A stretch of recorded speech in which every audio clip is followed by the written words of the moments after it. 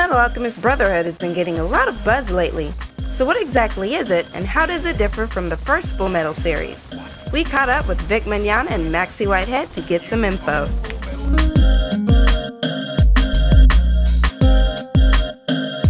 So you are, once again, Edward in Fullmetal Alchemist Brotherhood. Yes. Tell me about the series. Well, I gotta tell you, at first when I found out there was more Full Metal being made, I was like, oh no! We're gonna have to try to do it again? I mean, I felt so good about the way it turned out the first time.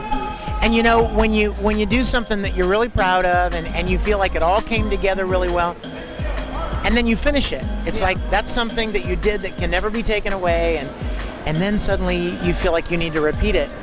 It's like, oh no, what if I don't do as good, or what if it's not as good a show? Yeah. That was the first feeling. Yeah. But then, you know, once I got into it, you know, all the familiarity came back with it. Maxey Whitehead took over the role of Al, and she's fantastic. Yeah. We love Aaron a lot, and I miss Aaron, but she certainly does him proud. Yeah. And brings her own special flavor to it as well. I heard his voice changed. He grew up. Oh my gosh, his voice is lower than mine now. Really? What's up? I know. I feel like really bad. He's like, now he's like, brother. I'm like, crap, I'm scared. Were there any challenges that you faced coming in after him? I think that, you know, just the fact that he was such a beloved character in the beginning, obviously, you know, that creates a bit of some big shoes to fill. Survival is the only way, Ed. Live on. Learn more about alchemy. No way, I'm not just gonna run away and leave you behind. But, you know, we've worked really hard, and I think that we've maintained the integrity of the original series and this wonderful character that Aaron created. So I heard this is sort of like a retelling, right? Well, you know what? It's not. It starts out the same. Okay. But then at about episode 13 or 14, it branches off and it follows the manga. Okay. The manga has a completely different storyline, different characters, different plot, and it's really cool. It's not better or worse or a retelling, it's different. Okay. It's very much like you would take the characters on a different adventure. Okay. And so it's very cool. It's like one of those make your own ending books where it's like go here for a different ending. Yes, Page yes. 52. You never know what you're going to get. You go down this road and where are you going to end up? What are some of the major differences between the Brotherhood and the regular one? Honestly, I don't know. We made a conscientious choice for me not to watch the original version. Really? Why is that? Because I'm an actor, and because the fact that we don't want to do a mimic of what Aaron originally did. Yeah.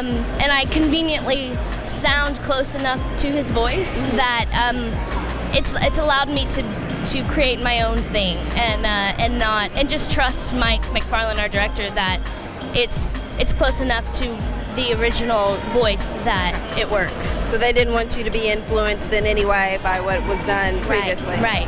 How did you get the role of Ed? What was the casting process like, I guess? They have auditions at Funimation when things open up, and I got called in for the audition. How did you hear about it? I work at Funimation. I've been there for about 2 years, and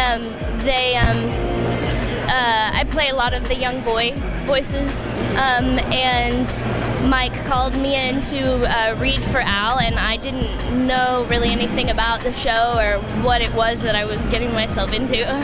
So I just went in and did the audition like everyone else, and I got lucky. You liked it? Yeah. Cool. Yeah. What previous animes have you been in? My first at Funimation was Romeo x Juliet, and then I did Baccano, I did El Cazador de la Bruja, and I just finished working on Soul Eater. So those have been kind of my bigger roles. Well, I want to talk about your music for a hot second. Oh my gosh, thank you. I opened up iTunes, and in my Genius recommendations, it said Vic Mignogna, and I was like, no freaking way, this cannot be the same person. I clicked and it was you. You know, I've been writing and producing music like twice as long as I've been voice acting. Yeah. And a few years ago, some fans asked me to bring some of my music to a convention. They're like, "We want to buy your music," and I'm like, "No, you don't. Trust me, it's not anime related. It's nothing that you would probably like.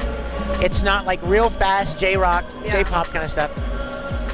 But they're like, "Yeah, we want to hear it." So I brought some CDs, and they really liked it. And so I brought more CDs, and then I started recording more stuff kind of for that audience. Yeah.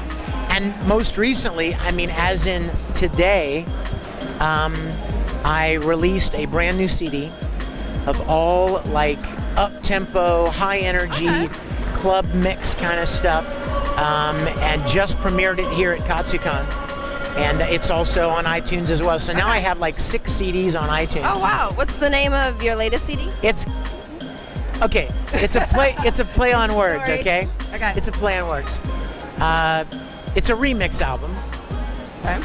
So I thought mix, Vix. I'm gonna call it Revix. Okay. So it's REVIX. So it's remix only with a V. It's cool, clever. Took some thought. Yeah, I was asking people, like, I'd hold up the artwork and I'd go, "Does this look like it says Revix? What do you think this word is?" Because I thought, oh, that would be horrible. Yeah. But I'm excited about it. Cool. I hope everyone enjoys it. I've been looking forward to getting it released. Yeah. Yeah. Awesome. Well, you guys have got to check that out. Please do. Please do. I would love it. You can catch Full Metal Alchemist Brotherhood Saturday nights at 12 a.m. Eastern on Adult Swim.